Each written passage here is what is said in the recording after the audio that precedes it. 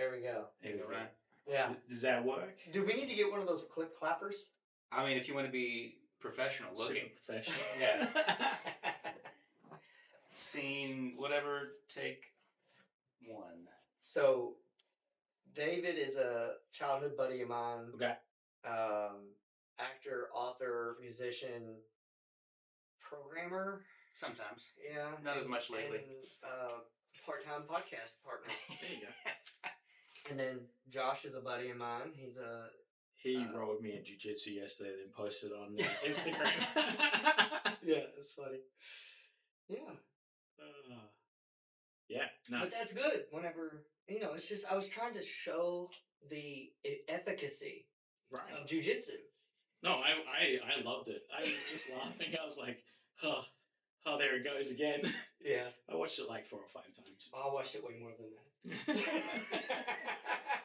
I watched it 4 or 5 times, and then Bryn saw it, and I'm like, I'm going to go see if I can turn the heat off.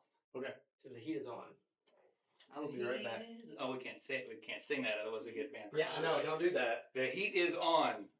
One of our 17 viewers might report it.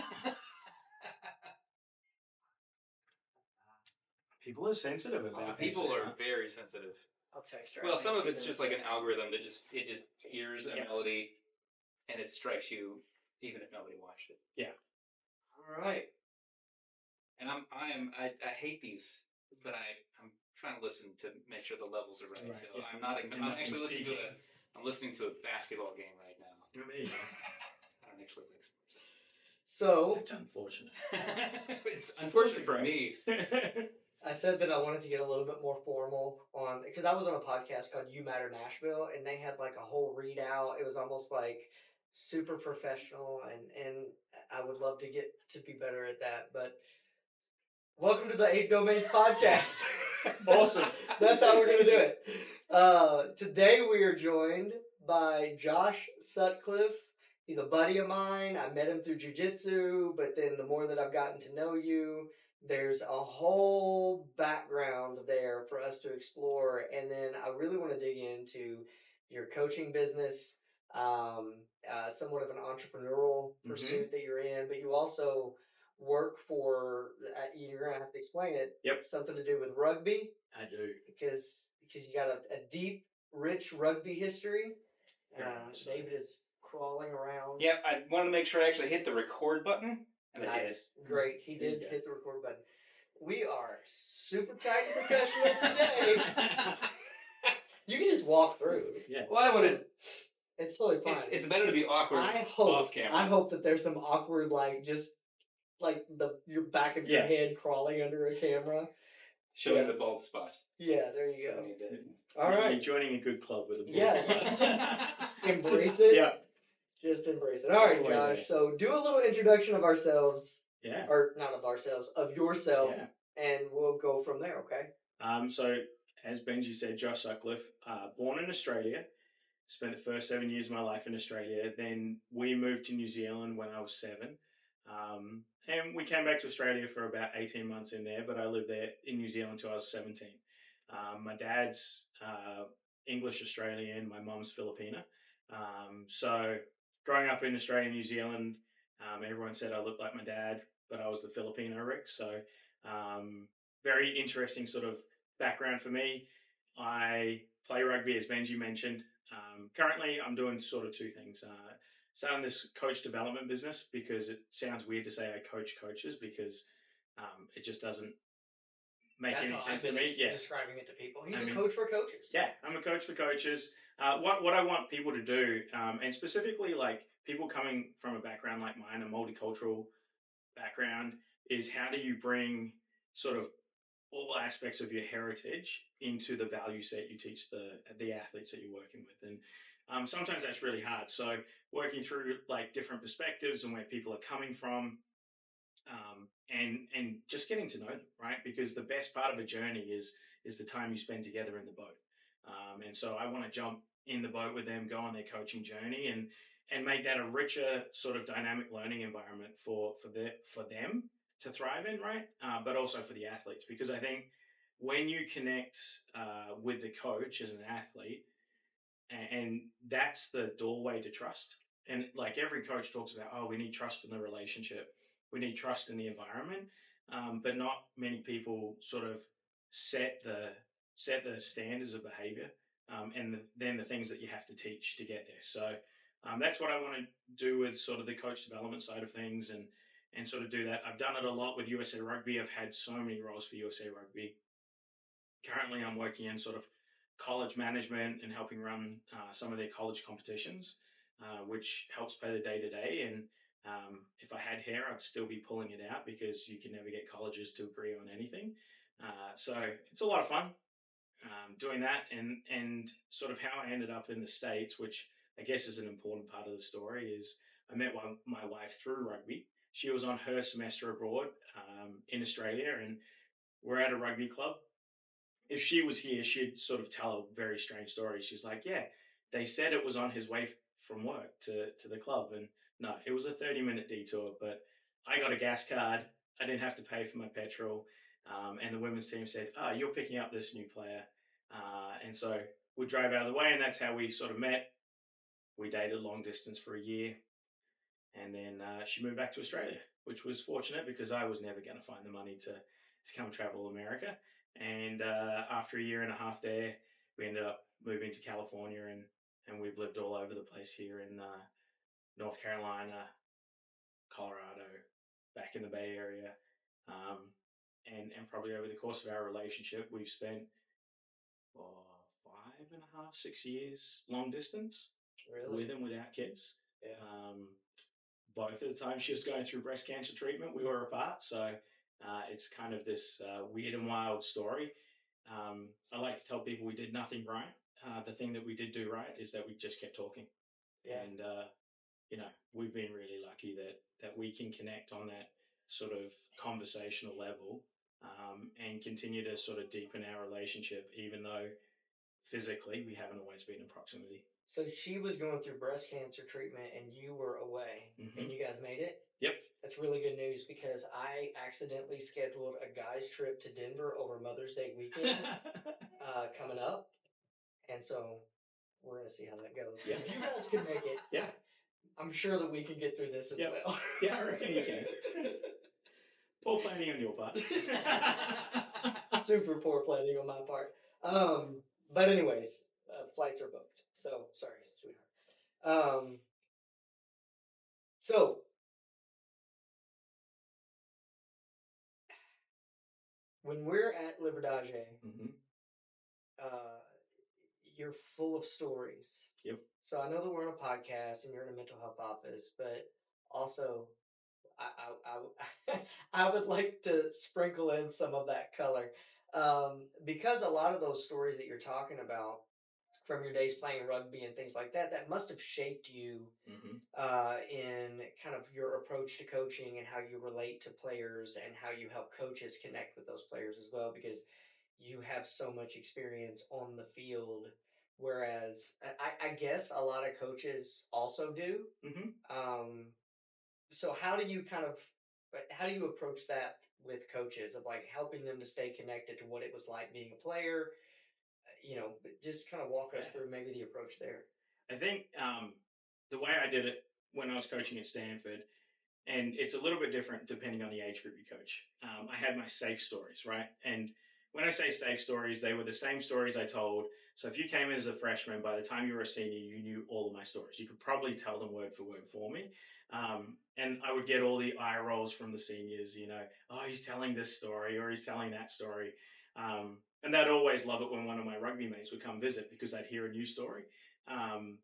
But storytelling is such a big part of what I do. I think growing up a minister's kid, right? You were a minister's kid. I'm a minister's kid. I don't think I knew that. Yeah, so that's why we moved around so much. And not only was I a minister's kid or a pastor's kid, depending on how you want to term it, but I was a PK, and my dad and mum used to go in and fix sort of broken churches. And so we were never there for very long. And every time we were there, I'm pretty sure without fail, there was some pretty good abuse hurled at us. People get hurt, they get upset, and the pastor's the person you can sort of yell at. So that all plays into sort of how I coach, right? Because also by 15 years old, I was living in a different country from my family. My parents moved back to Australia the last 2 years of high school. You don't want to leave during it, right? Like, I didn't want to have to go to Australia, repeat year 10, which would have been sophomore year. So I stayed in New Zealand and finished high school boarding with a family. And the only way to connect with people when you move that much is to learn how to tell good stories, right? And so my childhood was full of just telling stories about everything, and that's the way you connected with people. So at Liberdage, I'll tell a story because that's my way of being empathetic, right? And so that's the first way I start to talk to coaches is like, tell a story about where you screwed up. Like, like, you know, we're in a mental health office. I was addicted to like over the counter medication, right? When my wife first met me, she was like, you take them like candy. And I was like, yeah, I probably do. And so I weaned myself off them one summer. It was a terrible summer, right? But I would tell my students at Stanford how I was addicted to this and how it happened. And then we talk about, and then I have other stories, right? Where I was a fool, right? I think one of my favorite stories to tell is like my most embarrassing rugby story. I was taking a shower. They stole all my clothes and they put them in the middle of the field. And I had to run out naked in front of like 400 people, like, and but you tell that because it was your best mates, and then you went out and had a good night with them and everything, and you sort of tell these stories, and I tell coaches to tell these stories because it you don't know out of your athlete group, and I had 40 to 80 players, right? You don't know which one of your players that opens the door for. So to me, everyone says they have an open door policy, but stories are the door knocker that allow someone to step through that open door. So, it's hard to walk into someone's office. It's hard to walk into a coach's office for sure. And so getting them to remember that, and I try and get coaches to build up a list of stories to that way and it's over a spectrum of things like where did you come from, who your parents were, what was your favorite childhood meal, like what did you do for comfort food, right? Like why is that a private thing, right? But so many coaches won't talk about it. Like I love mum's chicken adobo. My mum was just here and she made chicken adobo. Now my kids hate my chicken adobo, but that's a completely different thing. I am completely scarred by that. But yeah, so yeah, that's how I use storytelling with the coaches. I want them to tell their stories and these little tidbits of stories to open the door, right? Because that human connection is where we find the commonality. Yeah. I mean, there's so many things. I mean, I'm a big story guy. I love stories. Obviously, I write books. But there is so much information that you could just throw at somebody, not in a story. I'm going to just read you a list of things. I'm probably not going to remember it. However, if you put it in context of the story where I'm engaged and I want to know what happened next, or I want somebody to win, like all of a sudden I actually learned all of that information, and I'm connected to the storyteller, all that stuff. Yeah. And what I love about the retelling of stories is the richness that goes around a room when they all start to retell it, right? Yeah. Like you tell a story or it's always classic, right? Like you get back with all your mates and when the story happened and all of a sudden you find 5 parts of the story that you never even remembered existed, right? And the same thing when you tell a story or as a coach you tell a story and then one of your seniors goes, oh, you left out this part this time. Why'd you do that? Right? And that puts you on the hot seat a little bit. But it's a really good opportunity to say, well, why did I curate my story that way?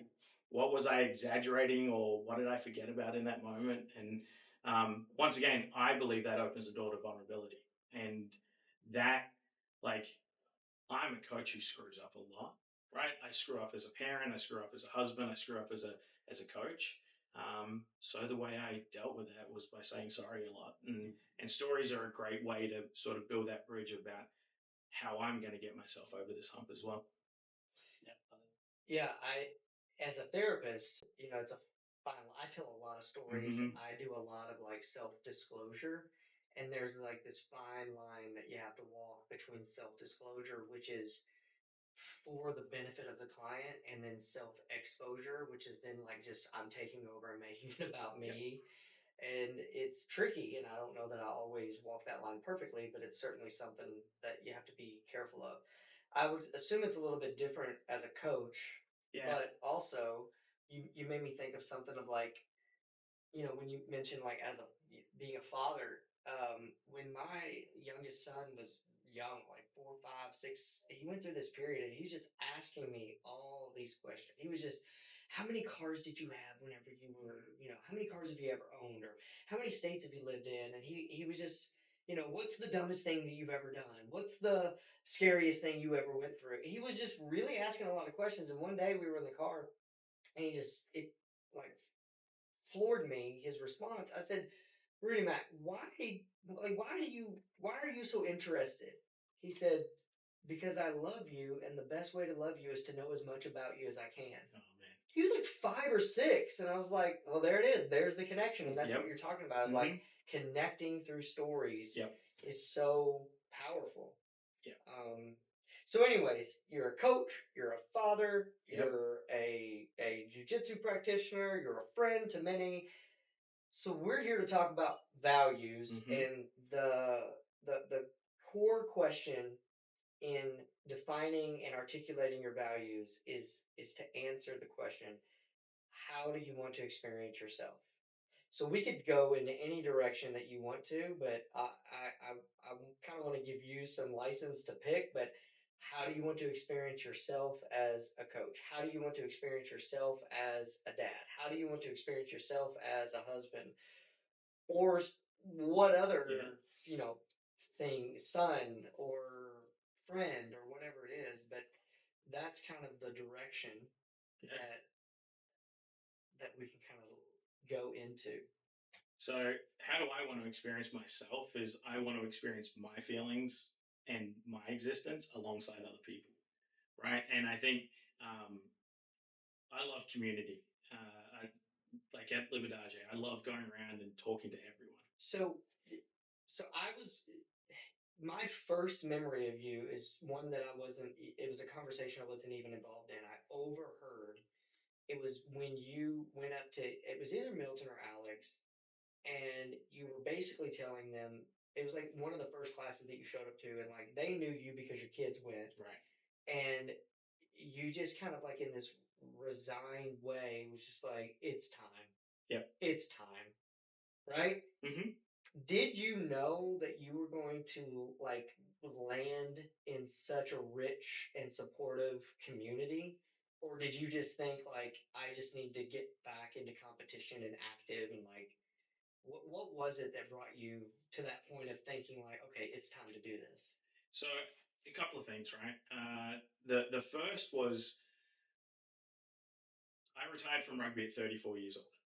I hadn't done anything competitive, right? I mean, I did CrossFit, right? And so I stayed fit, but that was at the end of like my wife going through a second breast cancer treatment. I put on a lot of weight.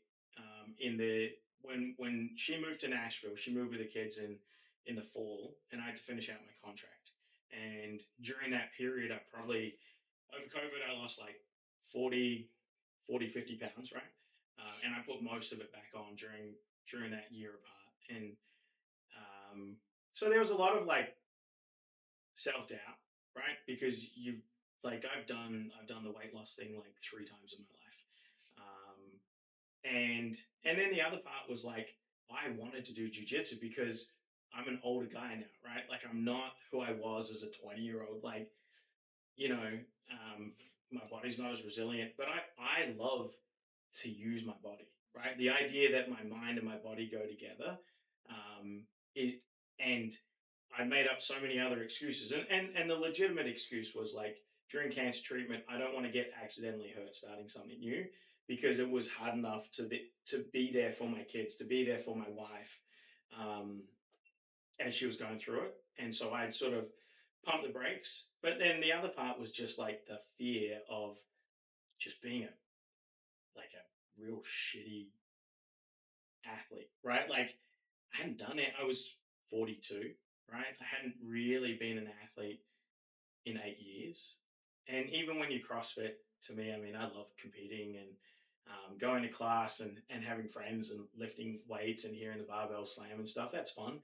But it's different when someone can choke you out, right? Like it's different when 130-pound person, and guy or girl, right, can just make you feel like a rag doll. And that emotional step of like the last time I'd done a sport, we won a championship, right? Like we were one of the two best teams in America, right? Like that was it. I rode off into the sunset, and then coming back and knowing I was going to be shit, right? Like there was no question in my mind. I was like, I'm going to be awful at this. This is not going to be fun. But yet at the same time, I knew it was going to be fun. And the thing that was hard for me, because I've seen a lot of jiu-jitsu practiced around the country, right? Alex and Milton, what I was watching when my kids were training, and then I watched the adult classes afterwards, was the genuine care that the people in the gym had for each other. Mm-hmm. But it's also hard to put yourself out there and be like, please help me. Please be patient with me. I weigh 255 pounds, right? Like, and I'm sorry I'm laying all over you, right? Like, so,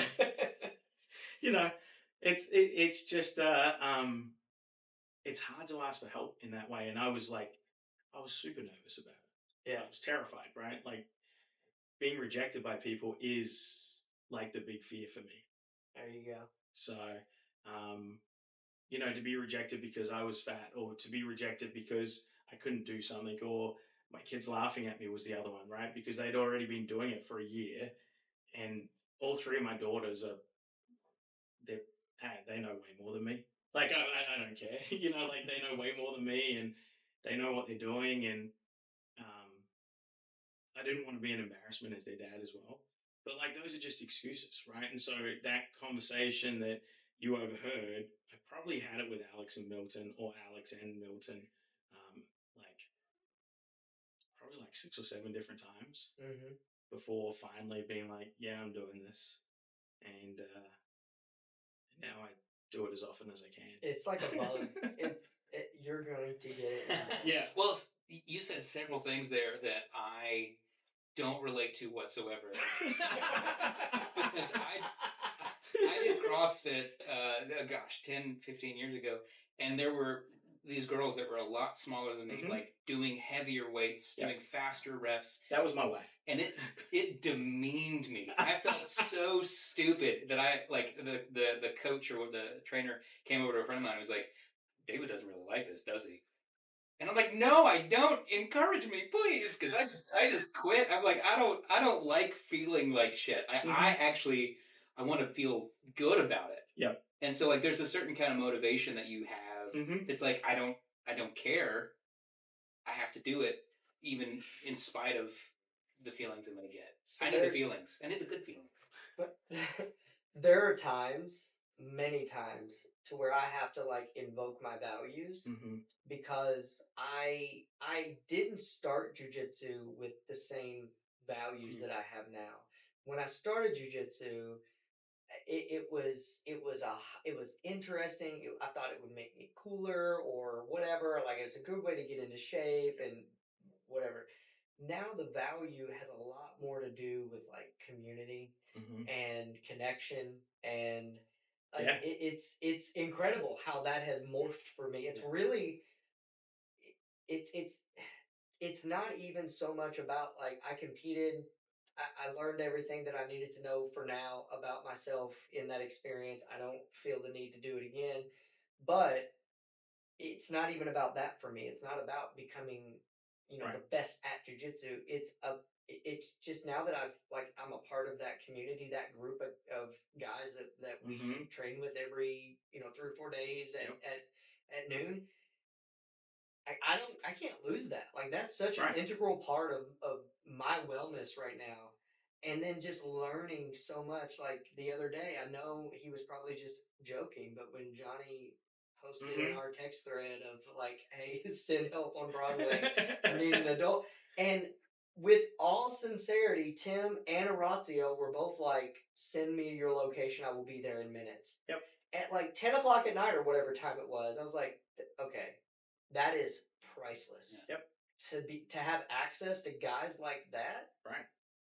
So for me, the values are way, like, there's still a physical component. Like Yes. I want to be competent. I want to feel good about the shape that I'm in and how I can use my body. But there's like a relational value that I was not expecting to be able to like identify and then fulfill so richly by being a part of that jiu-jitsu community. Yeah. It's incredible. And like, for all the locker room talk that gets a bad rap, and there's a lot of locker room talk that's, you know, it's not good, right? Like, there's also the other part of the locker room talk where it's the one time in my childhood and in sort of my adolescence where you could talk about whatever you wanted to, right? And it's not quite all the way there with jiu-jitsu, but it's pretty close, right? Like, Tim's talked to me about conversations about how I parent, right? Because I parent on the mats, and I'm super fortunate to be able to, like, I have twins, which is a blessing. Is very much a surprise, right? Like, we didn't expect twins at all, but like, to see them, and sometimes you have to step in, right? Like, sometimes you have to be a parent. He's like, the fact that you could just stop what you were doing and like, and then we talked about parenting, right? And those are real conversations between people who might not have another avenue, right? Because in a community of faith, whether it's a church or a synagogue or whatever you're a part of, you're almost trying to not make it sound as bad, right? Well, because you're there's de-incentivized. exactly From like a relational perspective, because like it's there's so many taboos and so much shame steeped in those cultures. Whereas like at jiu-jitsu, like, you know, you've got characters and everybody just kind of shows up as they are and they bring in whatever energy like, I've gone through some really like dark shit, you know, in my own head and worked it out in jiu-jitsu and talked to Alex about it, talked to Milton about it, talked to some of y'all about it, and gotten through things just by being able to. And you guys aren't like counseling me, you're just like hearing me and being like, yeah dude, that sounds hard, and then we just move on from it. You know, the sitting with you, right? Like, and this is something. So my wife's Jewish, right? And I grew up in a very conservative Christian home, so I've always known about sort of what I thought was a Jewish faith. But then there's when we were first married, her grandfather died, and I remember sitting shiva, right? And sitting shiva, you know, you sit there and people come around and they just sit with you, right? They tell stories about the person who just passed away. I kind of feel the same way about like the hard shit that I go through, right? Like, honestly, like the first time my wife went through breast cancer, I was worried, but the prognosis was so good. The second time she went through breast cancer, and that was here in Nashville, the chemo treatment that she went on was so much more severe. It was like, it was so much more. There were so many more times where I was like, she could really die, right? Like, it wasn't like it just, it felt so close, right? Whereas the other time, she never lost all her hair, right? Like, it did fall out, but it wasn't quite as like, the contrast wasn't as stark. Whereas I could be like, oh crap, I could see her really dying, and it wasn't. No one helped me at jiu-jitsu other than it was just a place to go, and people still cared for you, right? Like, and people just sat there, and if you said you didn't want to say anything about your day, they didn't bug you anymore. And I didn't even know that Julie had breast cancer once or twice. Yeah. And so that, I think, is also like a respite. Right. To where you can go. It's a mindful practice to where you have to be just like mindful on the mats. Yep. You can't be, your brain and your mind and your imagination can't be wandering off to other things. And you're doing that with people, like you said, it's almost like a little break from reality. Absolutely.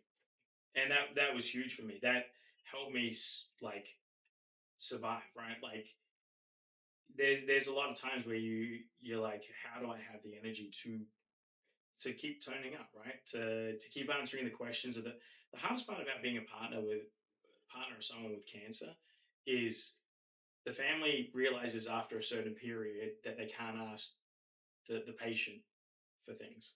So they turn to the partner. And but no one wants to listen to the answer, right? No one wants to like just hear, oh, this is what it is, and 12 hours ago it was the same thing and nothing's really changed. But if you forget that you have to have patience in that moment, right? And so for me, jiu-jitsu, it's just so much patience came because of it. All right, pause. Well, y'all can talk. That's the one on me and him. So y'all can. Oh, okay. We're still. So this one Times cuts out every 30 minutes. So, anyways. Yeah, and I think the other thing about you, the thing you said about being present, right? Like you're present with someone else, and I can't remember. I think it was a Bruce. It was It was Shannon Lee's book about Bruce Lee. I think that's her name. The daughter of Bruce Lee wrote a book called Be Like Water. And as she was in that book, it's like there's this little piece about it, and I'm not remembering the whole thing, but it's about how you need an opponent to know who you are, right? And Bruce Lee was really big on that. And there's something about being mindful by yourself. I love doing some yoga, and I try and meditate. Meditation's hard for me. And meditation's really hard for me because I tried to use it at a time when I was really struggling with my relationship with my father, and meditation gave me ample space to start raging in my head, and so I had to really dial it back. And the thing I love about this meditative practice is we're complementing each other and fighting ourselves and fighting each other, right? So you've got this very weird, like, I can't do jiu-jitsu unless you do jiu-jitsu, right? At the same time, I'm trying to do something that you don't want me to do, and I'm trying to prevent you from doing something that you do want to do. And that... What a metaphor for relationships. Mm-hmm. Because you said something, you said you can't find yourself without a partner. Yeah. So that is a soapbox that I get on with clients sometimes who, like, they're in a relationship, and it's not a bad relationship, but they're in this, like, partnership, and it's tough. They're in conflict. There's communication problems, or they're just being challenged. Yeah. Right? On paper and in all descriptions, this is a good person for me. They're healthy. They love me. They're stable. They're loyal. But it's just like it's hard. And they'll say something like, well, maybe I just need to, like, take a break from relationships and, like, work on myself and find myself. And I'm like, that's not how that works. You don't find yourself in that. You lose yourself. You do not find yourself. So the analogy that I've given, boneheaded me, I've never even thought about relating it to jiu-jitsu that way. But I'm like, okay, what you're talking about is trying to learn boxing only against, like, a heavy bag. Like, you're only going to punch a heavy bag that never punches back. And then you're going to think when you get in the ring with someone else, you've learned some valuable practical skills. And all you've really learned is your side of it. Mm-hmm. Right? Which is what people think. Like, I'm going to go work on myself and find myself. You're just learning how to be more selfish. Yeah. And self-centered. That's all you're learning. You're not learning how to be more loving and receptive of a perspective that you don't like, and to communicate effectively in a heated situation. And yeah, so the value there that you're talking about is I want to go back to that because you said it really beautifully, of like, you value experiencing yourself as connected. Yep. And you talk about storytelling as a way to connect. So in that I guess connection, storytelling might be one of the investments, right? And you mentioned vulnerability of is vulnerability how you want to experience yourself, or is vulnerability what you employ in order to experience yourself as connected? So is it a value or is it an investment? It's more of an investment, right? Like, growing up, I always had to be right. I remember doing one of those personality tests like years and years ago, and it came out, and one of the dimensions, I can't remember which one it was like, you have to be right. And I remember both my parents laughing, right? My parents' favorite saying to me growing up, and it still rings true today, is you can be right when you're wrong. You can be wrong when you're right. But when you deliver truth, you have to deliver it with mercy. And I was terrible at having any mercy for anyone, right? Because I had to be right and I had to win. And to me, the vulnerability is the self-discipline that I learned to see myself alongside people and give myself the space to see that their perspective was equally valuable. And I heard this recently. When you tell your truth, you're telling a truth that is your truth. They could also be telling a truth that is their truth. And so the vulnerability piece for me, it's more like it's an investment in the relationship. It's the value really comes through that connection and the fact that you want to see the best for that person alongside you. And in rugby, one of the things that I love the most about the game, and Corey Flynn, I think it was Corey Flynn who said this. He was a starting player, and there were young players coming up. He was getting to the tail end of his career. He's like, I'm going to teach you everything that I know about the game and playing this position, but you're going to have to put me into retirement, right? And it's like, and that to me is this. He's super vulnerable, right? Like he's saying, I'm getting to the end of my career. I'm willing for you to take my spot, but I'm not going to give it to you, right? Like I'm not going to prevent you from taking it if you're good enough. And that's sort of the same thing as I see as vulnerability for me is like, it's these, even with my kids, right? Like learning to see them as they are today, not who I remember them being yesterday. Because, you know, your kids grow up quick, right? They go to school and they hit 9 years old and all of a sudden they start seeing the world for themselves. They hit 12, 13, they start changing again. They have a different friend group. And if I remember them when they were 8 or 9, I'm doing a shitty job, right? Like that is me failing. And so the vulnerability piece is remembering that piece of it, because without that, I'm already opinionated, right? So that doesn't go away, but I become overly opinionated. I become stubborn to the point where it's a fault, and I become dogmatic about how I need things to happen in my life. And so, yeah, it's my way of peeling back some of the layers to allow the real me to be there with you. Very good. I've never wanted to do jiu-jitsu more in my life. I feel like that. I mean, I think about Ted Lasso. Yep. I've only seen the first season, but like I've always loved sports movies, sports stories. I've never cared about sports, partially because whenever you click on a channel and you see a game, like I don't. Why is that guy running that way? I don't care. Yep. Yeah, but like whenever I see these things in the locker room where there's like. It's men being emotional with each other. It's vulnerable. Yep. I think that women generally do a much better job than men. So whenever you're looking for community, naturally I think women find community easier. Men have a hard time with that. In a general sense. I'm not going to say everybody. Yeah. I say that as a guy who I have a lot of really good friends who I am one of their only good friends. And it's surprising to me because I am vulnerable as much as I can with a lot of people, and I think people are so excited about seeing that they open up. But a lot of people have a hard time being the one to first open up. Yeah. And I think the other, and I think like my wife is having a really hard time making community here in Nashville, and that's for many reasons. One, she's a sports psychologist, right, and she's heading up the department. So when you're the head of anything, it's hard to make that connection, right? Because everyone's a little guarded around you. Who you're allowed to actually build relationships with. I think the other piece with vulnerability, and I love, and the bit that I miss the most about rugby is the moment before a game, because I loved that feeling of like, holy shit, you're doing it again, right? Like there is this moment of terror. You don't know what's going to happen.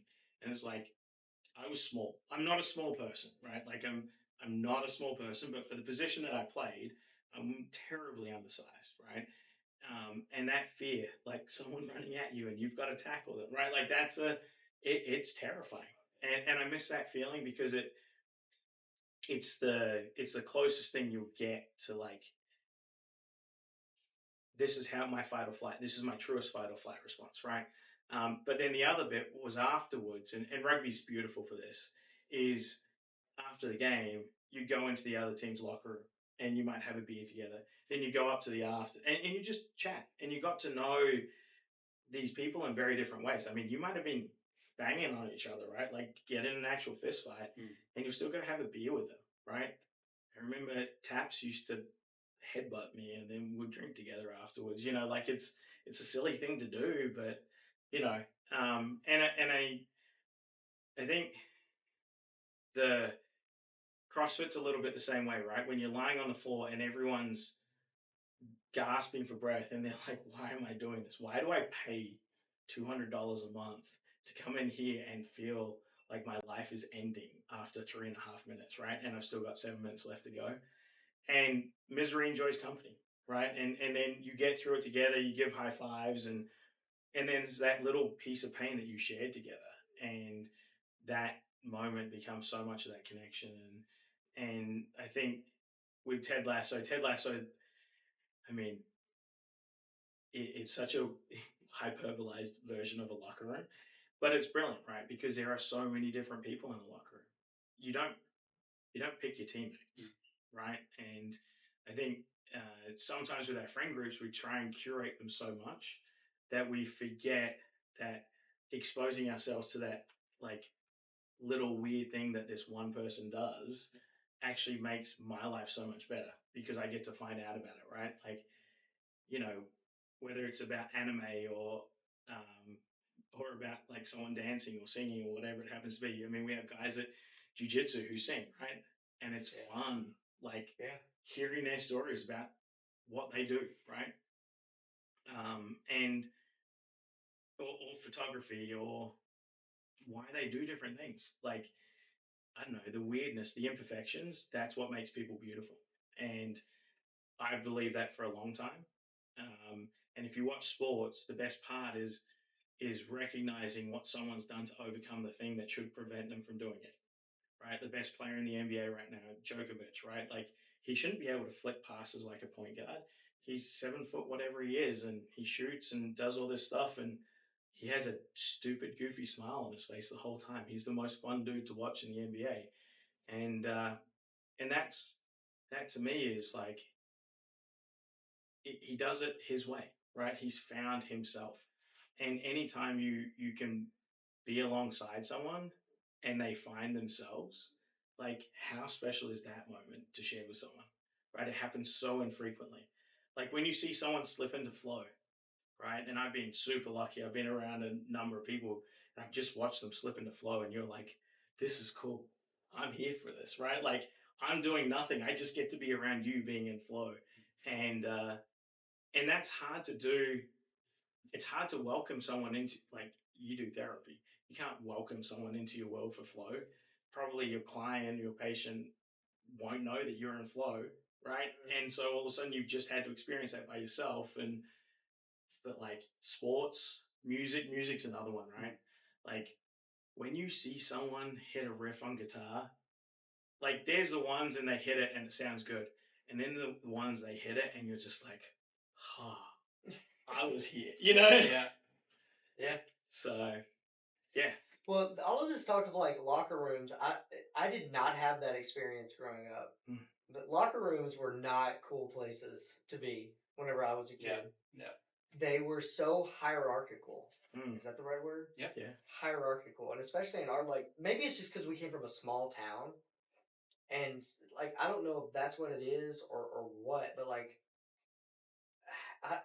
it just seemed that there was such, like, a pecking order, and it didn't even really matter if you were, like, the best athlete or the best player.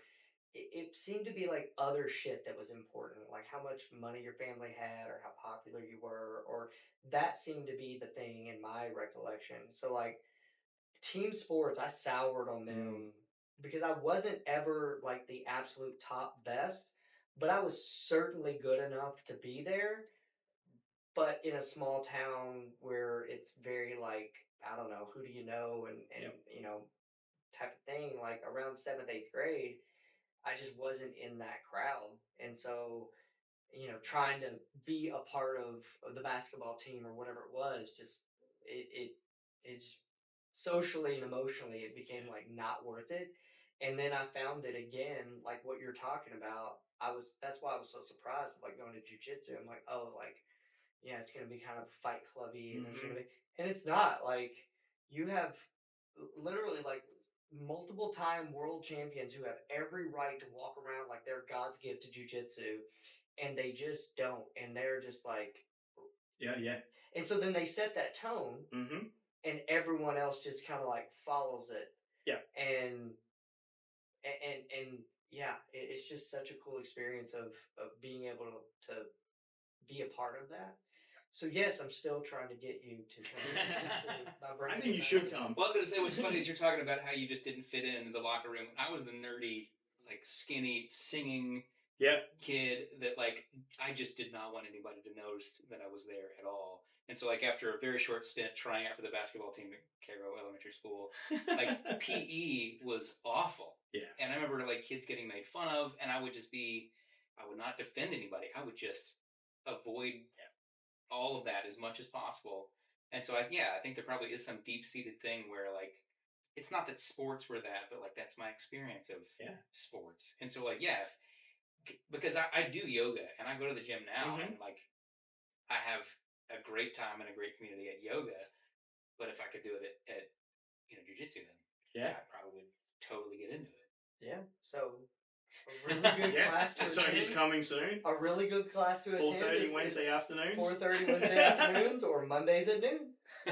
There's a Monday at noon, a Wednesday at noon. There's like this episode brought to you by Liberdade. Absolutely. Now, what do you Liberdade? It's spelled Liberdade. Okay. But it's Portuguese Liberdade, and it's named after, I think, the neighborhood that Milton grew up in Brazil.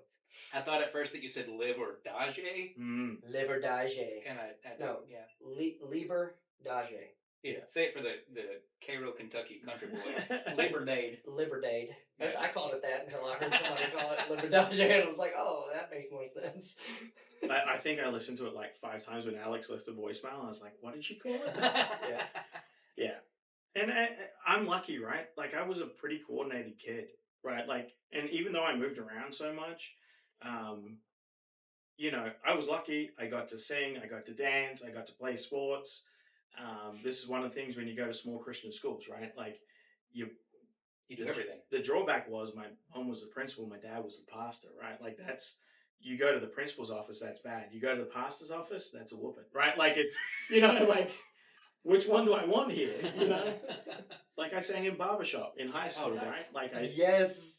I told you the story about David. I'm glad you brought that up. Yeah.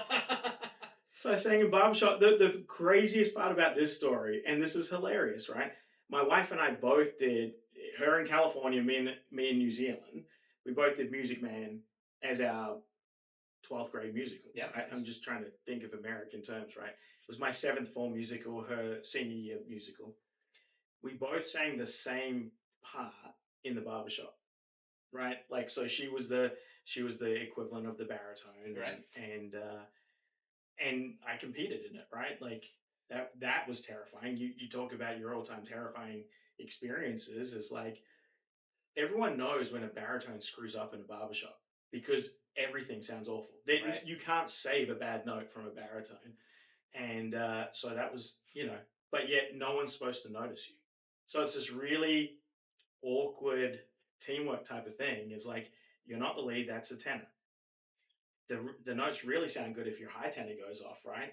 And your bass is the bit of the foundation, right? Beefing it up. He's just there, right? And everyone wants to be, every dude wants to sing the bass because that's the coolest, you have the lowest voice, right? And then the baritone, and no one knows what the baritone does. Right here. Also baritone. So I told, whenever I was like talking to Josh in the changing room at Liberdade about the podcast and you, and he mentioned something about barbershop. I'm like, we're gonna have to talk to David about barbershop Brittany. Oh boy. where David did all 4 parts of Baby Hit Me One More Time. baby. And I used to listen to that. Supposed I had that. No. Yep. I don't know I how, love but it. I got that burned on a CD. And I used to just like listen to that because I thought it was the coolest thing in the world. It's my buddy David. And I knew it was parody. I knew it was supposed to be like silly. Yeah. But I was like, this is just so cool. I think I had just gotten Pro Tools, so like an Oh. audio workstation. And I was like, oh, I could just multi-track all my voice and stuff. And so yeah, it like I listened to it not long ago. It's on my computer. It's ridiculous. I need you to send it to me. I need it. That's the background song for this episode. Yeah. But no, like, and I listened to it, I was like, oh man, I could do that so much better now. And so I thought, like, should I redo it? But no, You should. I'm not gonna You should. You definitely should. I mean, Brittany as a karaoke song. I am Filipino, so of course we have to karaoke, right? Like you don't have a choice. This is in our DNA, right? Like, So Brittany is. I did get the worst Brittany song version of Hit Me One More Time because it was the one where she has her soliloquy right in the middle of it. So I'm standing up there. That must be the Filipino. No. This was at a mate's 40th and they put it on and I didn't know. I was sober. And, you know, I've gone up there and I'm singing it. And then we get to this verse that is just spoken word. And I had no idea what was going on. I don't know that version either. Yeah, no. So, you know. So if we do jiu-jitsu and then go to karaoke, then I'm in. Okay. No. All right. Let's do that. Okay. Friday afternoon one time, we'll go to the whiskey club and then we'll go to karaoke afterwards. There you go. You haven't been to the whiskey No, I house haven't. yet, have you? Have not. You've missed like 3 or 4 of those. I know. I need to get another one going. Yep. Yeah. So I love singing and dancing. I love playing sports. I was as you say, I was incredibly lucky, right? Like you go to small Christian schools, you go to small country towns, you end up being exposed to so much more. And I think I used to look at American movies and, you know, because that's what we watch, right? We watch American movies and you see the high school cafeteria, right? And, you know, the goths sit over here and this group sits over here and the jocks sit over there. And I was like, that doesn't happen, right? But it does. It does.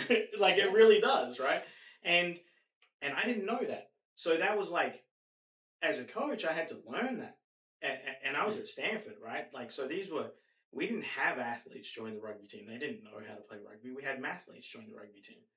And they had a lot of these super poor experiences with sport and teams.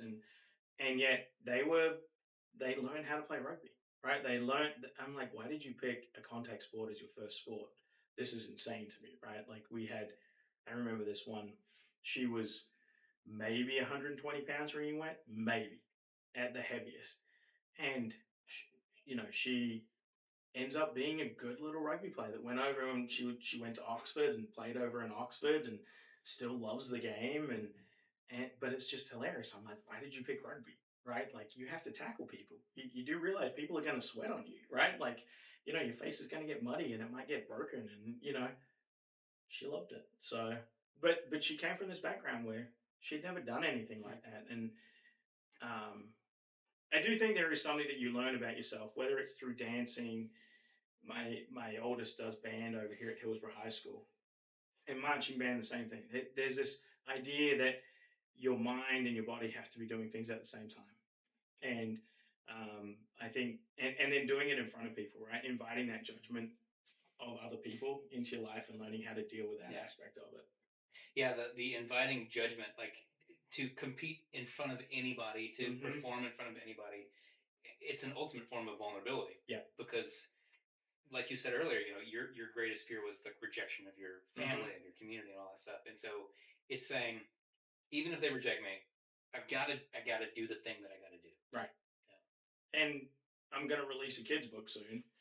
Which you probably didn't know. Yeah, so it is written, it is illustrated, it is going to go up on Amazon shortly. What title? Tell us more. My Dad Doesn't Look Like Me, right? And so it's I was sitting actually at an event, a business event, and they started talking about kids' books, and I just sort of heard my oldest daughter's voice in my head, so I just wrote down kind of what this story was, and It was taking her 7, 8-year-old voice, talking to her sisters who are 3 years younger than her. So it's like a kid's book written for 5-year-olds, but it's just about our experiences at how um, I'm not super dark. Like if you watch the video, but I'm definitely tinted, right? So the way I introduce myself is I'm an ethnically ambiguous non-white person, right? Like that's because you will see in me what you want to see, right? If you have Polynesian friends, you'll see Polynesian. I've got Middle Eastern. I've got an like light skinned black as well, right? So you kind of see what you want to see when you see me. And the unfortunate part is my kids are very fair like their mother, right? And they have brown hair. And when I've turned up at birthday parties, they're like, "Who are you here with?" Right? And my kids hear that, and it affects them. We were leaving Oracle Park in San Francisco, and the security lady comes up and I'm holding my daughter's hand, and she's like, "Sweetheart, who are you here with?" Right? And then I had to listen to my two brother-in-laws talk about like how rough that must be as I'm walking away, and my daughter is processing what that looks like, right? Like I've been, unfortunate for me, I've been standing on Stanford campus, right, and had someone come up and go, "People like you don't belong here." And I was like, I remember looking at him because I was like, "What does that mean, right? Rugby doesn't belong here, like I don't know." And he's like, "Yeah, mixed race people shouldn't be here." And I was like, "Well, at least you picked me as mixed race," and that was my response to him. And my kids hear that stuff, and so this book, it's a lot of healing for me, right? I don't care if it sells anything, right? Like, Oh, I'm buying one. I'm very grateful. Is it available for pre-order right now? It's not available for pre-order. I'm just going to put it out because for me, this is a process of like, actually, this is me and specifically Bryn's story that we live this. And my brother has 2 kids, and I know his daughter's asking him some of the same questions in Australia. And I know other people have that sort of thing. So even if this book just allows a family to have a conversation, it's worth it, right? Yeah. But those are sort of the things. And so for me, like, once again, I'm putting it out there. I'm gonna publish this book on Amazon, right? Like it's just self-published. I went to Fiverr. I wrote the book. I went to Fiverr. I got an illustrator. She did great work. Nothing wrong with self-published, man. Yeah. So is that what you did? That's all I'm doing. Yeah. Yeah. So and so it's a fun little kids book, right? And what I hope is I would love it to help someone else, right? Like I would love this to be like a book that helps a father or a mother like talk to their kid about what's going on, and people's reactions around them, because the bit that's in there that is really important for me is, and I wrote this because Bryn actually said something similar to this to me, but it was like the line that I wrote is, sometimes I wish I looked more like him, and I don't love me, but I still love him. And that's actually like that negative voice that starts to pop up around 7 or 8 years old for a kid. I experienced it with her as like she wanted to be more tanned. So, and so sometimes that you were talking about Rudy Mack earlier, right? Like he just wanted to know more about you. And she just wanted other people to see us as related. And so if it just helps a kid and a parent go, "Oh, it's okay, other people have the same feeling," like there's power in that. Well, and I think that goes back to something that you talked about, the power of telling stories. So, and me saying that I self disclose a lot in therapy with clients, because the number one indicator of a positive outcome in therapy is not how much your therapist knows, but how well you like and trust your therapist. And the best way to like and trust a person is to get to know them and for them to become human and to be real. And like I've shared stories with couples about my own marriage. I've shared stories with individuals about my own relationship with my mom and my dad and my sisters, and and just that connection point is, I'm not doing expert CBT or DBT or EFT or ABC, XYZ. I'm not doing anything remarkable clinically. I'm just being a real dude that people can like latch on to and not feel so utterly alone. Mm-hmm. And like you said something uh, in at Libertage the other day, and your wife was no, it was at the competition, and your wife chimed in, and I thought that was cool. But like you mentioned, your own inner critic, Mm-hmm. that voice that tells you that you're not good enough, and which I'll be vulnerable here. Like I admire you a great deal. I see you with your kids. I hear your story. Like I respect you a great deal, and like I look up to you as somewhat of like a model of a man, who can be vulnerable because you're tough, you're masculine, you're but you're also like I feel comfortable around you. I've never felt smaller than Mm-hmm. you, right? Like Yeah. which is a thing because like Yeah. my inner voice always tells me I'm the smallest guy in the room, but not around you and not around Tim or Yeah. not around Jamal or these other Mm-hmm. Johnny, like these other guys. But anyway, so like whenever I heard you say that, and I'm like, oh shit, I have the same voice. Yep. It was like it was just, and we didn't even talk about it, but it was just something about knowing that I'm not the only one, and a guy that I look up to and respect also experiences that. It just somehow just like eased it a little Mm-hmm. bit Yeah. and relaxed that voice a little bit and be like, oh, okay, maybe it doesn't need to be such a big thing.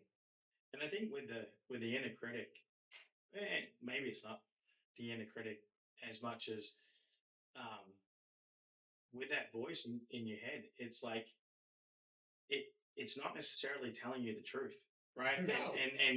And so learning to be able to be like, actually, what you're saying is wrong, right? Like, Yeah. and but I don't know.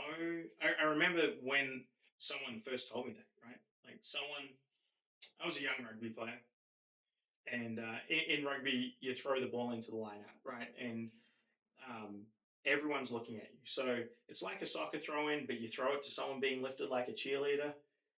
So it's all very coordinated. And if you get it wrong, everyone knows you got it wrong. And so it's very frequent that throwers get the yips, right? Like, and you start doubting yourself. And he goes, "You've got two choices here, Sutcliffe." Well, he called me Ewok because that was one of my nicknames. You've got two choices, Ewok. You can either believe the voice or you can tell it to shut the fuck up and still do it anyway. And I was like, huh, okay. It was life changing for me whenever I finally like grasped that I can disagree with that voice. Yep. And I don't need to go out in radical ways try to prove it wrong. No. Because then I'm going to inflate myself outwardly to try and compensate. Yep. And be more than I actually am, to try and get that voice to convince that voice that it's wrong. I can just allow it to be wrong and then understand that it's trying to protect me in some way. It's trying to get me to perform or to do more or to do better or to be more impressive or to get more respect or whatever it is. And it creates this like frantic manic energy in me. And whenever I first I realized like it's just trying to protect me. It's just trying to keep me from being a failure. Right? So then I can kind of appreciate it a little bit. I can appreciate it without agreeing with its strategy. I can value the intention without following through on its plan. And then I can be the adult, the functional adult in my own like headspace and be like, let's just do this instead. Let's, we don't have to go buy that thing. We don't have to go, over the top to get noticed or whatever it is. Yeah, and I think I was actually thinking about this today as I was walking. I'm like, I say it all the time to my kids. I'm like, the feeling, you can't stop the feeling that happens to you, right? Like anger, sadness, whatever it is. What you can do is you can either let it drive your next action or you can let it fuel your next action. And those are two very different things, right? Like if I'm angry and my next action is just to lash out to the nearest person, and for me, I have a tongue like a whip, right? Like if I lash out at someone, they're going to feel it. So I can either let that happen, or I can fuel it, let it fuel something that helps me problem solve and make change, right? And it's the same. And I actually think the hidden one is with happiness. You feel this big emotion. You want everyone to feel it alongside you. and you stop thinking about how that might affect other people, right? Like the easy one to think about is I get an A and I want to be so happy about it, but the person next to me might be getting a D or whatever it happens to be. And sometimes I can let that fuel my empathy, right? I can let that fuel me talking through whatever happens next. But if I just let it drive my next action, um, sometimes I don't get to experience. And this is why, for me, that big value is I want to sit alongside you on that journey. I want to see you thrive on that journey because, and to me, it's really become clear over probably the last 10 years. Um, Wayfaring in the southern hemisphere is how the Pacific Islanders navigated around the Pacific Ocean, right? And they did it. They found Hawaii and Samoa, right? They knew how to get to those two small, tiny islands in this great, vast ocean. They didn't do it by looking ahead at the North Star, which is how Europeans navigate, right? They navigated by the stars and looking ahead of where they wanted to go. They actually did it by looking behind, right? They actually looked where they came from, felt the currents underneath their hands, and then made their adjustments as they moved forward. And they carried with them a piece, a rock, right? And it was from, in Maori culture, it was from their manga, which is their mountain. And they used to put that in the middle of the boat and they had their rocks of the people. And that was to help them remember that where they came from, the people of where they came from, the village that they came from. And so to hop in a boat with someone and be on this journey, right? It might be 2 minutes, it might be years, but by allowing my emotions to fuel how I experience that, as opposed to drive the actions that are a part of that, it allows me to still feel really deeply, but it allows me to connect even more deeply with the people around me. Yeah. You'd be a pretty good therapist, because you're saying. Well, my wife's a therapist. We don't need two in the family. Well, I say to clients a lot of times, like our you can feel your emotions without being your emotions, right? Like I can feel angry, and that anger is informing me about you, about me, about Yeah. I don't need to necessarily be angry. Not all circumstances that I'm angry about require me to lash out and to like demonstrate what it is to be an angry person. So, another, like one of my best friends described, his therapist described to him that emotions are like lights on a dashboard. They're all valuable, they're all important, and they're all just information. Yeah. That we respond to keep the car running. Mm-hmm. That's it. Yep. I agree with that. It's funny. There's so many different analogies for different things, and analogies, they help break down super complex information into something that people remember. Mm-hmm. And you don't want to have to think about what you're recalling. You just want to know that it's there and you can act on it. And Jiu Jitsu is the first sport where I have listened so closely to a coach, right? Because the sports that I played, the coach was a long way away, right? Like I played cricket, I played squash, I played rugby, I swam, and swimming, your coach is actually quite close to you. You just can't hear them, right? Because there's so much water and everything else going on. And so to sit there and actually fully trust what Milton was saying, to the point where if he said it, I tried to do what he said. Sometimes I didn't do what he said. Sometimes I did exactly what he said, right? But to just put your faith in someone that much, like this is why, like the experience of like, it's the same when you play music, right? You put your faith in the conductor. You look up there and you see the baton and you follow what they're sending you. If your head says something different, and so sometimes it's learning that the cues that we see in our life, there's many different ways to act on those cues, and it's being tuned in to the thing that you need to be tuned into to act in the right way in the right moment. And I think that's where, like, anger sometimes helps you, right? Like if you get in a situation and there's an accident and you're angry about it, you probably actually bring more energy to that situation. If you have to protect a family member, right? Anger is not your enemy at that moment; it's your friend, because your reactions heighten all the different like chemical reactions within your body. That's really important, and other times anger is your enemy, right? Like, and in rugby we talk about red head, blue head, which is blue head is your thoughtful, thinking, processing brain. Red head is your impulsive, like instant reaction to things. And too often people are like, I have to be blue head all the time. Blue head's when I operate best. If you actually read a book by Dr. Kerry Evans, who's a forensic forensic psychiatrist who worked with New Zealand's national men's team, he actually says you need purple. You've got to be able to bounce between two. Yeah. Right? Yeah, Which, in DBT we call that wise mind. So in dialectical behavioral therapy, we're working with borderline personality disorder, and those individuals tend to get stuck in either their hyperlogical mind or their hyper emotional mind. And when you're just one or the other, then you're living in these extremes. You're just either hysterically emotional, you're not rational whatsoever, you're not listening to reason, you're just like driven by the energy in your body, and you're just, unconsolable.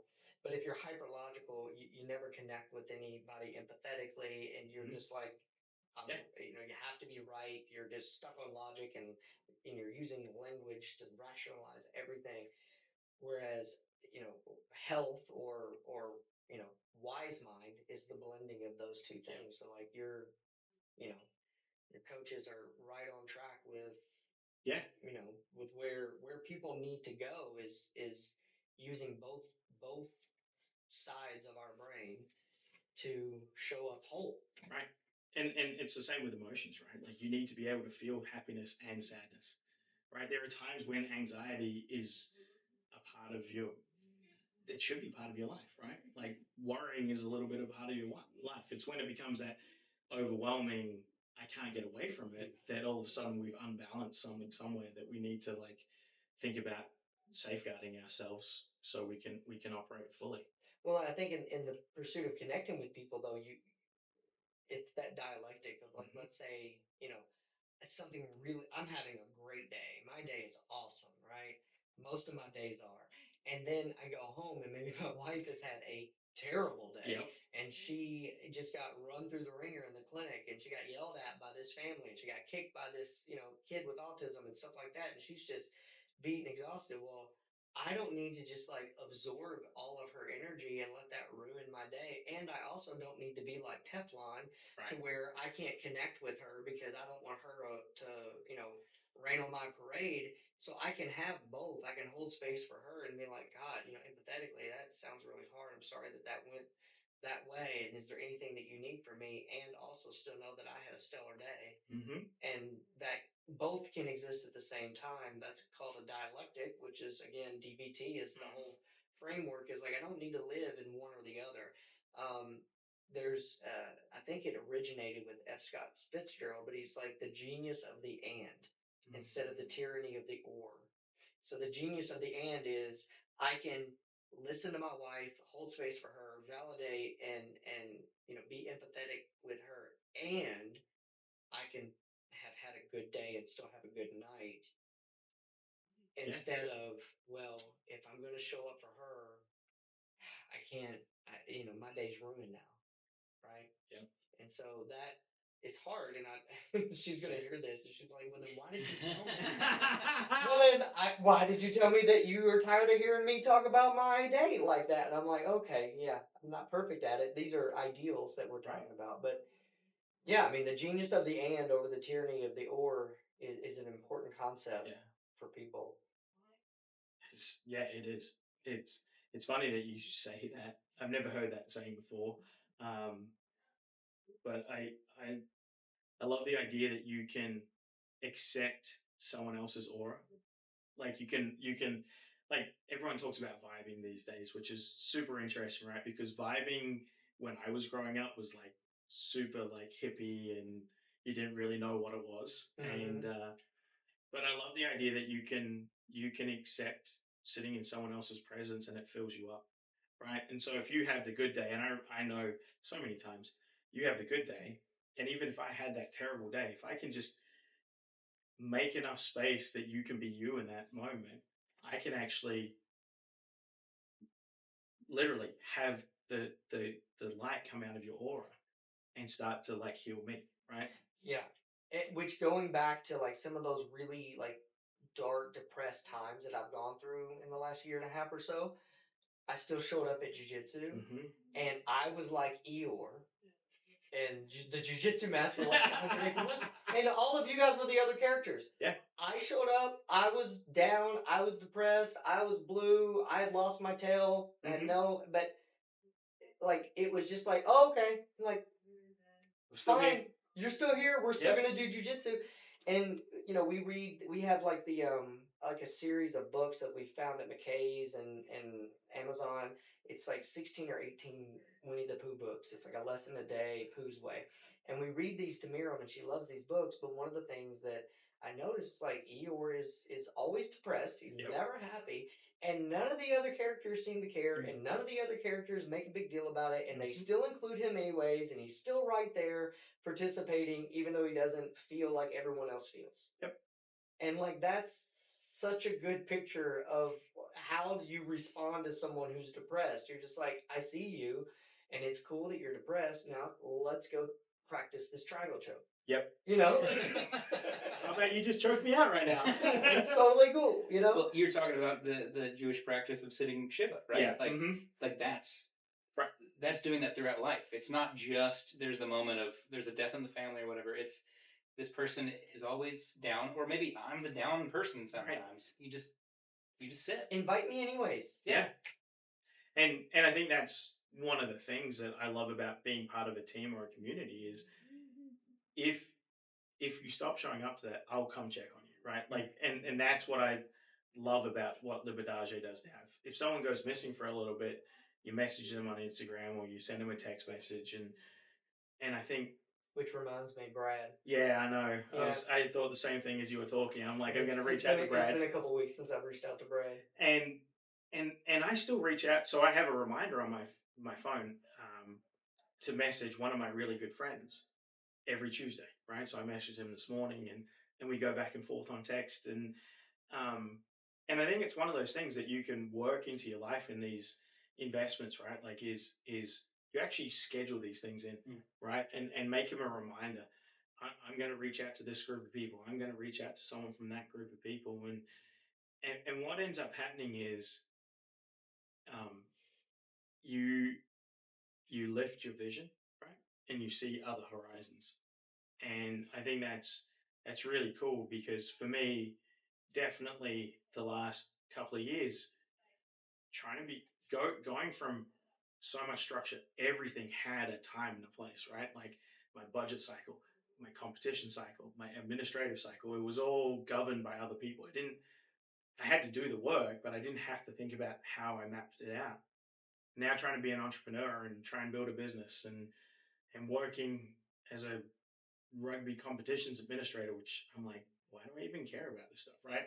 I care about it because it's going to impact other people, but I don't know I had to learn everything, and you don't know who to ask questions, and so in those times, being able to look at a different horizon, being able to see someone else's horizon, or being able to dig into someone else's problems, it's so enriching to know that you still have the skill set to go beyond surviving, right?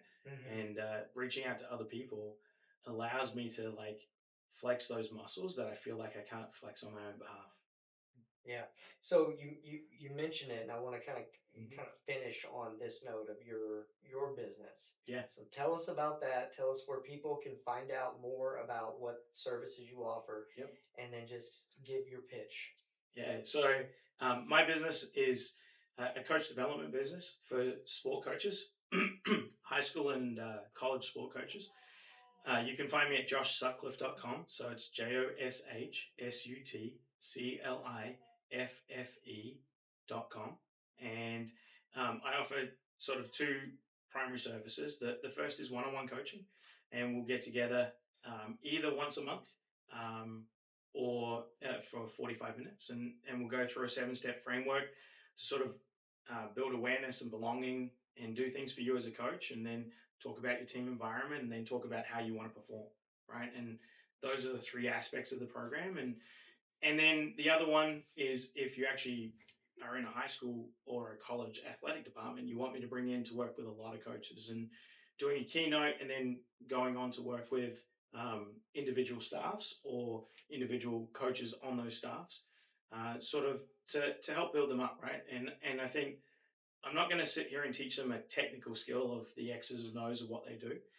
What I'm going to try and help them facilitate is how to bring their value set into the environment that they create every day, and help them choose the things they pay attention to, and the things they allow others within their environment to curate, right? We can't curate everything in our environment. And so for a coach, you're like, I'm going to be hot on this, and then the players are going to decide what we do over here, or the administration is going to decide what we do over here. And those sort of choices, I think, can become so overwhelming for a coach. And so the service that I provide is someone else to talk through that is there for you, right? And as a coach, we're not always sure about the information that comes into us. Can we trust it? Is someone playing a game with me? And so the real service that I think I provide, in my own words, would be, you can word vomit to me and we'll figure out what you actually said. Yeah. So again, that's a lot of what therapy is. Yeah. You're describing a lot of some similarities. Yeah. Well, all right, man. Josh, thank you so much for your time. Thanks for being here. Book again. What's your book title? Yeah.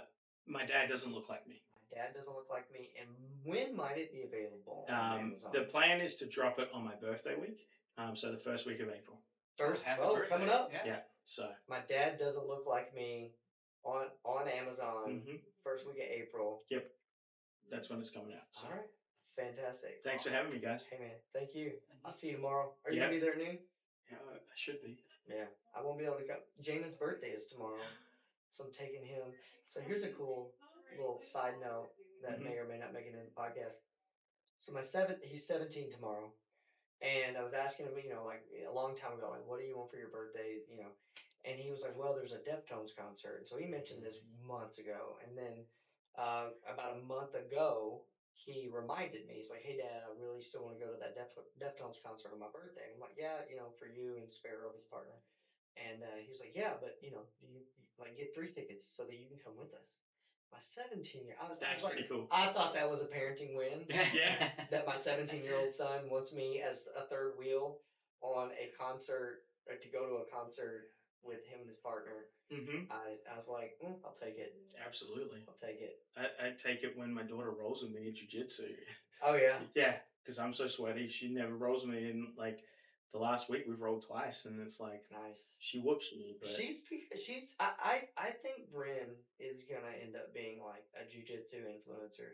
Her editing, her videos, her reels, like she's getting good at it. And she's getting not just good at Jiu Jitsu, but she's getting good at like putting it out there, and it's fun.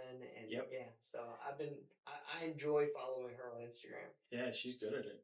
So, and like the bit that I love is like she loves coaching the kids, right? Like she actually, like she loves breaking it down. Oh, Remac loves her. Yeah, it's like, I'm like, she's not using Alex's words or Zach's words. She's using her own words. And I'm like, man, yeah, that's pretty cool, right? Like she's 15 years old and she's already learning. She's getting it. Like this craft. Yeah, of, like, listen, connecting with people. I'm 43 and have been doing this off and on longer than she's been alive. And it's like starting to teach over the last couple of months, like that's the most vulnerable thing that I've done in a long time. You're talking about like seeing people in the flow. It sounds like you're seeing her in the flow. Yeah, it's cool. I'm gonna see him in the flow teaching soon because he's getting close. Like you were, I think it was the 4:30 class a couple of weeks ago, and like you hit this moment and you stop thinking. And I was like, oh, that's it. This is the Benji evolution as a professor. Yeah. Don't call me professor. We love to make him feel a little bit on edge. Yeah. Yeah, no, it's one of those things where I do take very seriously because I know that like jiu-jitsu is not just a game that Right. people play, like it's really something that people take seriously. And so as often as I can, I will like book a private with Zach Yep. to just go over the thing that I want to, teach. Um, because I also have no illusions about where I'm at in my knowledge and skill set and ability to communicate these really technical, Yep. complicated things. Um, but anyways, it's been really really good for me.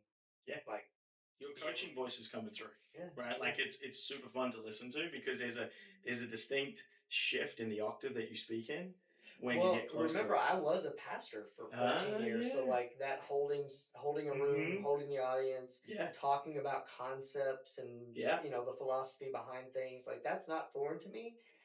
It's getting my body to do the thing that I know my brain Once in my a brain it should do Mhm. at 43. So like that's the breakdown for me. Like I had Jamal come earlier so I could drill the thing that Yeah. we did yesterday. It was awesome. It ended up being, but I was drilling it with him and I was getting so frustrated with myself and I was like, fuck, I know how to do this. I know I know how to do this. And but then something happened whenever everybody showed up and I Yep. just started. I was like, oh, it's working now.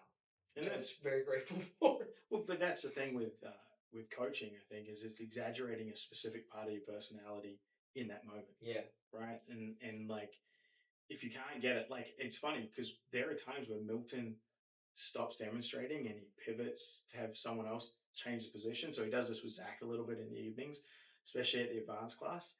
And it's so he can talk through because he's frustrated with his own ability to like do it slowly, right? Or do something. And I'm like, that's a distinct part of humility to know that actually I'm here to serve this group of people as opposed to get it right for myself, which I really admire about Milton and Alex. Like it's actually I study a lot of coaches and that little piece there, that ability to remove your ego from the teaching, man, I wish I had more of it, right? Like, Yeah. honestly. Like, Yeah.